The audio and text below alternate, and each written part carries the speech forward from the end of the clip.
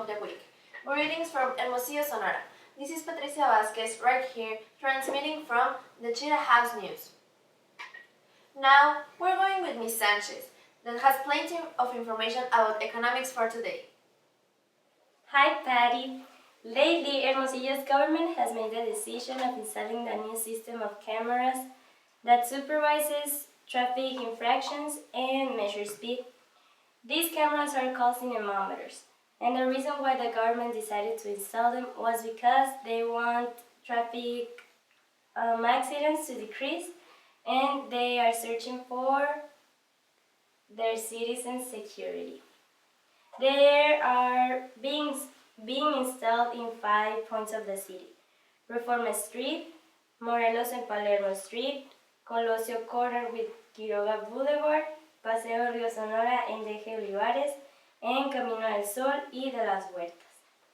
There are pros and cons about this. The government is expecting these cameras to keep control in streets, while on the other hand, citizens do not like the idea of paying more taxes. You know, the price of the lemons has recently increased in a high percentage. This has to do with the last rains of the last year of the main producers that are Oaxaca and Michoacán.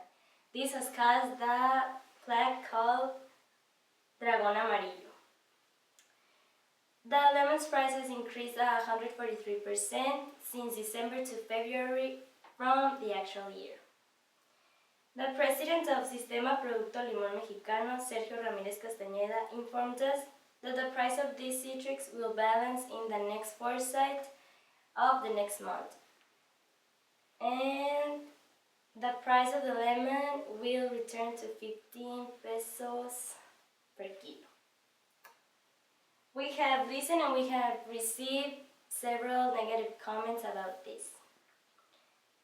People are complaining about the price of lemon because lemons are an important complement of most of the foods. Now we're going to talk about the changes. The US dollar is in 13 pesos. The Canadian dollar is in 11.79 pesos. The euro is at 18.21 pesos and the libra is at 21.77 pesos.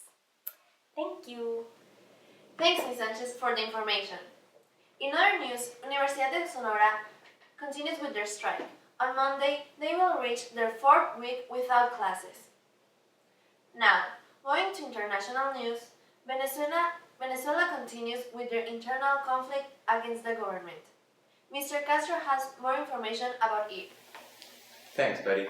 And right now in Venezuela, at least 31 people have died and 461 have been injured in violent clashes between opposition demonstrators and government forces that began last month. The week of protests across Venezuela marked the biggest threat President Nicolas Maduro has faced since his election last year. Demonstrators say they have taken to the streets to protest shortages of food, high inflation, and high crime. Protesters and government officials trade blame for the violence. Nicolas threw gas on the fire. He, and he alone, will be responsible for how the situation develops, opposition leader Enrique Capriles Ratonsky said in a Twitter post Thursday. It's clear you want more confrontation and to promote violence, he tweeted earlier. And now, Petty, some information about drugs and guns in Mexico.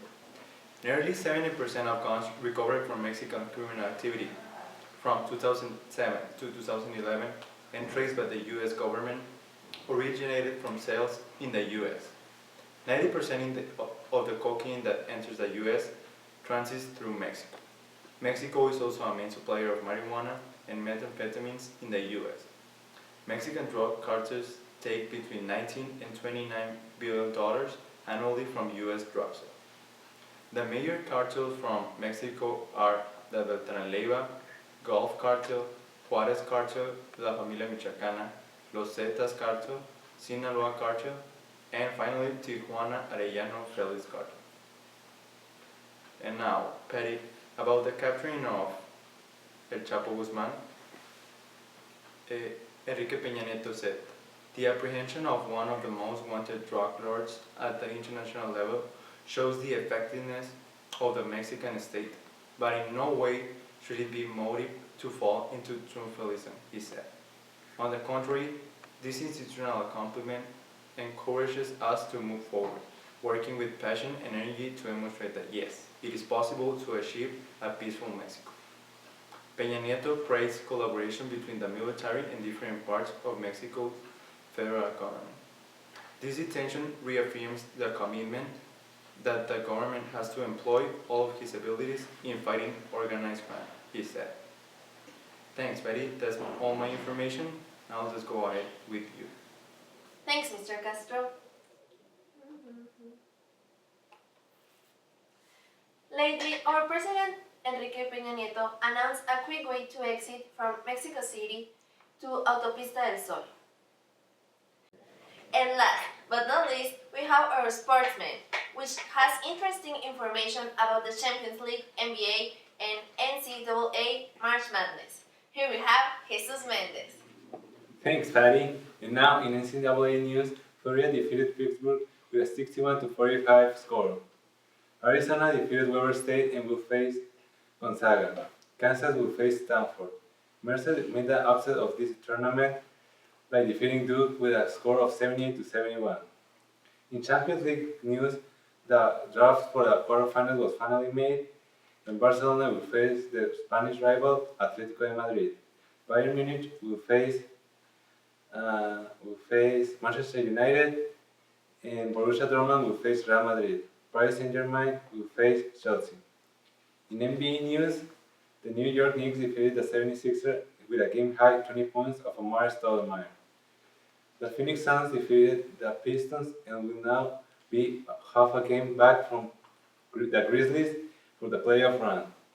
The Lakers defeated the Washington Wizards with the return of Steve Nash and with a game-high 5 points and 11 assists. Thanks, Jesus. This is all for today. We will be waiting for you next week. Same place, same time, same channel. This is Patricia Vasquez from the Cheetah House News. Thank you.